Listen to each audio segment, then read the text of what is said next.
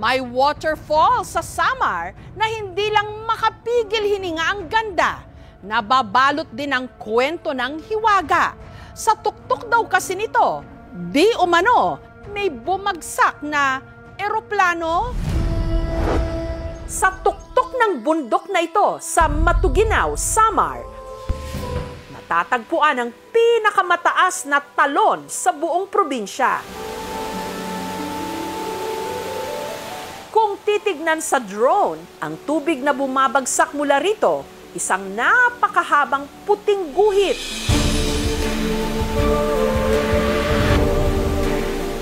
Na napapalibutan ng lunti ang bundok.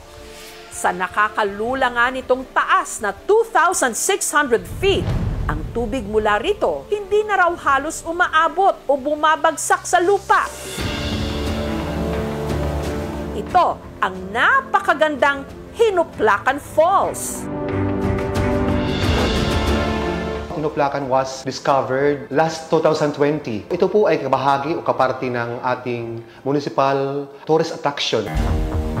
Ang pangalan ng talon may kaugnayan daw sa isang kwentong bayan na nagpapalipad sa imahinasyon ng maraming waray sa loob ng napakahabang panahon.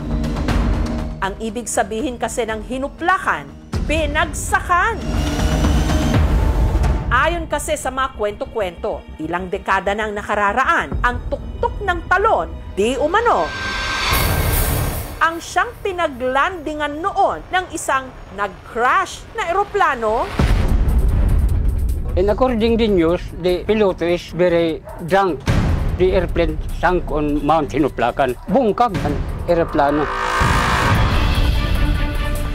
Pero sa tinagal-tagal ng panahon, ang pinaniniwala ang bumagsak na eroplano sa talon hanggang ngayon,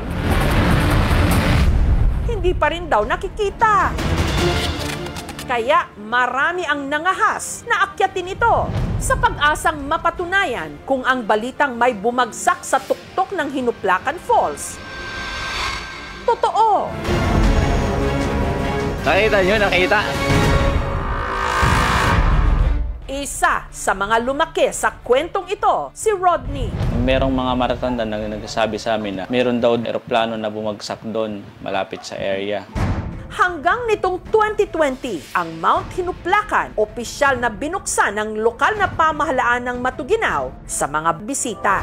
Kaya si Rodney, isinakatuparan na ang matagal niyang plano. So ito na ang daan, kuya?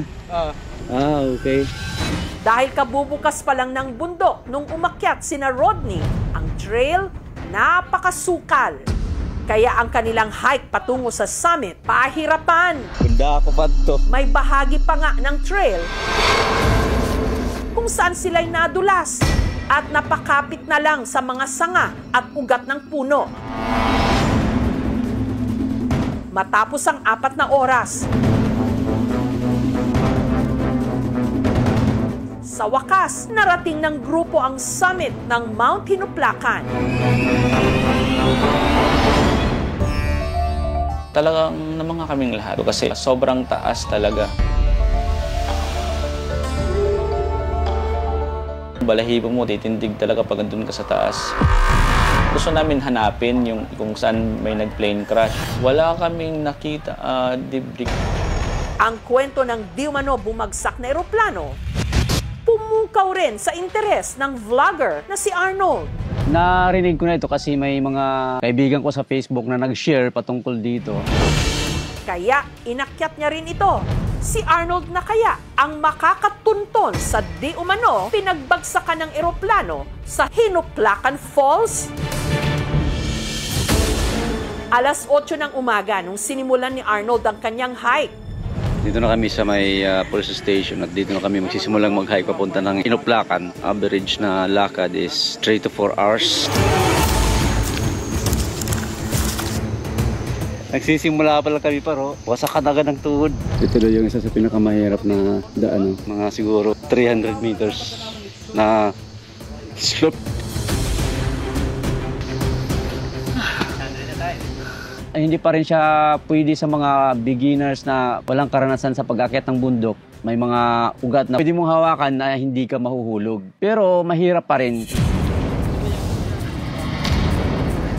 Almost 3 hours na kami naglalakad dito para sa kagubatan.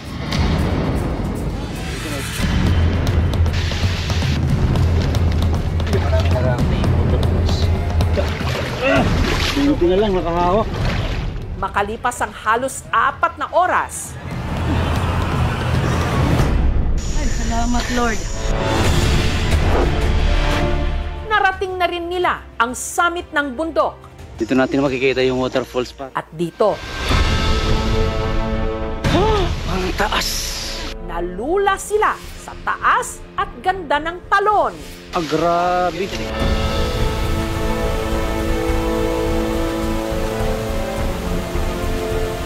Yung mga punong malalaking kahoy doon sa baba, ang liliit na nila. Nakakakaba. Pag dinungaw mo siya, talagang parang huhugutin ka.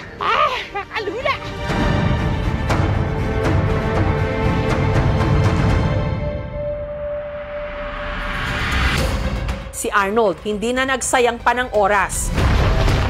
Agad sinuyod ang gubat para hanapin ang matagal ng laman ng mga kwento-kwento.